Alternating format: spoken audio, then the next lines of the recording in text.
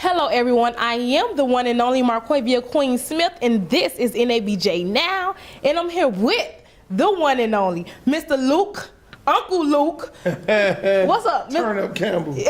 Turn up Campbell. We're here at NABJ. We're here to talk about Warriors, Liberty City. So many people have come out, football players have come out and just been great in the field of NFL. Like, why that team and what, like, tell me, just tell me. Well, I mean, it's a program that me and Sam Johnson founded over 29 years ago, and it's not just a football program. Sam. Yeah, you remember Coach Sam? Yes. Yeah, when we used to go over there and beat Gwen Cherry up. Ooh, yeah, and you was over there cheering, and we made you go home and cry.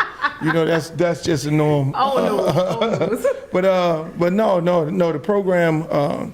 You know, it has a rich history. Mm-hmm. You know, a lot of people just think it's about sports, but it's not just sports. It's, you know, we use sports as an educational tool to bring the kids in, suck them in, and then be able to then educate them. You know, we ask for their report cards at the beginning, and once we see that they need help, you know, we'll give them help. And, you know, we got girls, we got, you know, the boys, you know, we have over 150 volunteers in the program, and it's just not just football. You know, when you look at the commissioner, Keon Hardeman, right. He came out of the program. He was a little short wide receiver. Used to play for the city? Yeah. Okay. Yeah. I thought he was an Overtown baby. No. Okay. No. I'm Overtown baby. Okay. But then, I ended up in the city. But then at the same time, no. I mean, there's so many great stories. It's just not. It's just not football. And then when you look at this documentary, you'll see, you know, a lot of other stories. You know, people around the country will feel like Liberty City is in their life. Like they might live in Watts, Compton, Harlem, and they'll say, okay, Harlem is Liberty City, because the same stories that's going on into those cities, in the African American cities around the country, are the same stories that are happening in Liberty City. But, you know, but it's proud. We're proud people.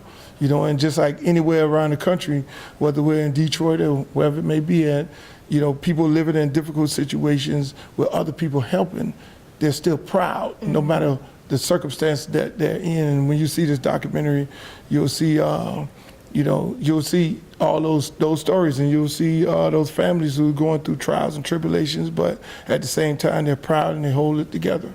Okay, so I see you brought in the documentary, I see Devontae Freeman, Duke Johnson. I'm assuming Chad Johnson may be in it.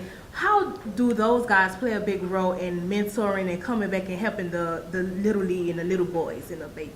Well, I mean, you know, these guys actually played in the program. Mm-hmm. Chad was one of the first group of kids that played in the program. When I started football, you know, him and some of his other kids were hanging out in the park, him and Edie Bo and a lot of those other guys, they would be, you know, on the park playing, you know, in the sand, you know, in the dirt, you know, because it was dirt field and everything like that. And I went up to him and said, hey, look, you know, how do you guys feel about me starting football out here? And they were all excited.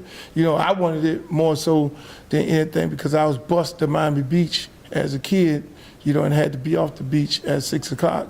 Other than that, we end up in jail, and I just wanted to start a program for it to be able to, for kids in the community not have to go through the same thing that I went through.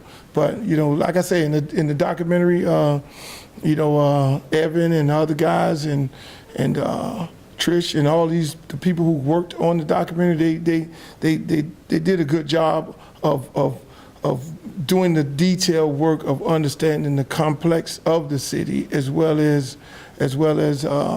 understanding people, you know, and what you see on film, you know, is real. I mean, it's real emotional.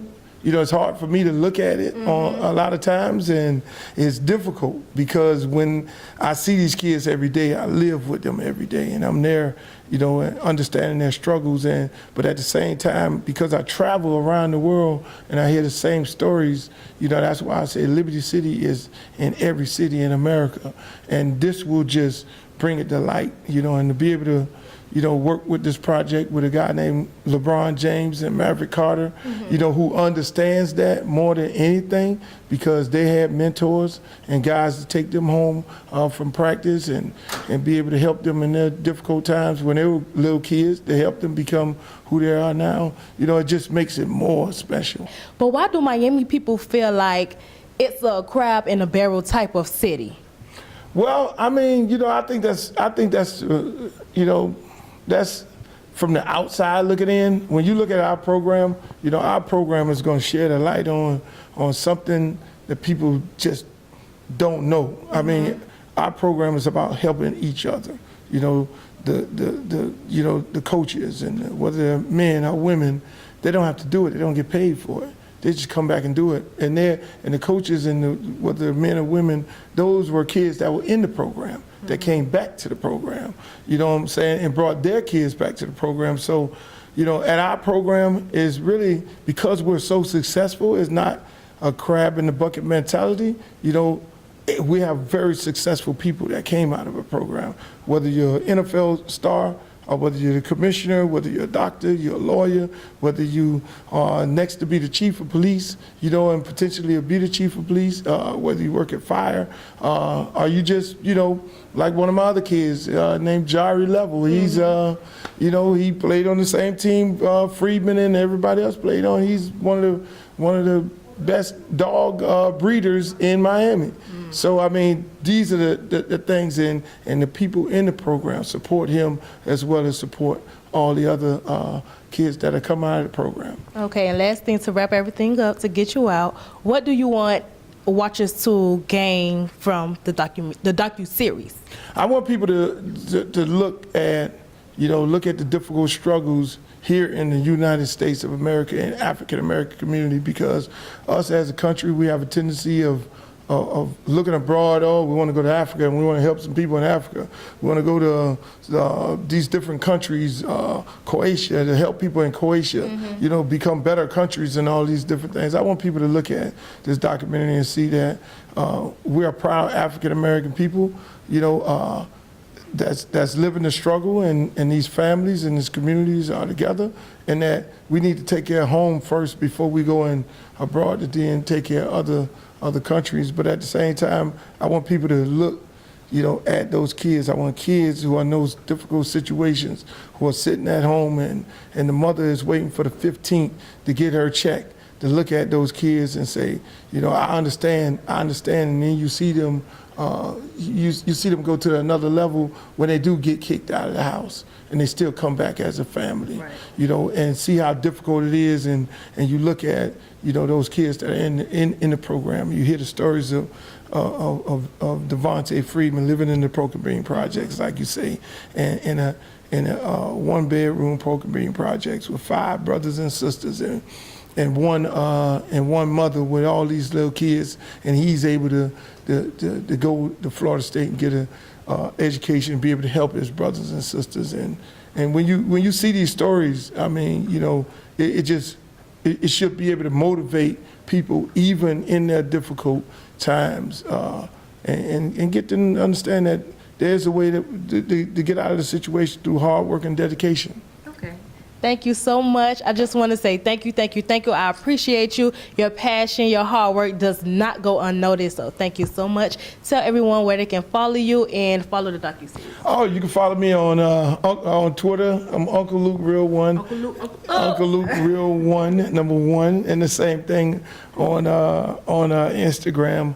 There's nobody working the thing for me. I work it, so every now and then there's a few misspelled words, because I use that microphone, and then it types what it wants to type. So that lets you know that's me and not some intern. But yeah, you can follow me there, and I'm always at the park anytime you're looking for me. Yes. And the docu-series will be on Stars, so y'all make sure y'all stay tuned. September 16th. September 16th. Yes. And we'll have, I'm pretty sure we'll be beating up on Gwen Cherry on there too. Ooh, and I used to play for the Falcons, but that's neither here nor there. I thought you been Gwen Cherry. I did both. I cheered for Moore Park, Grand Cherry, and the Falcons. I was all over, but I never went to the city.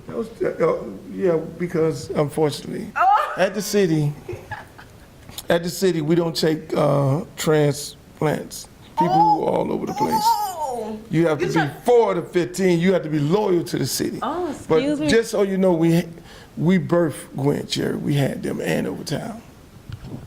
This is NABJ Now.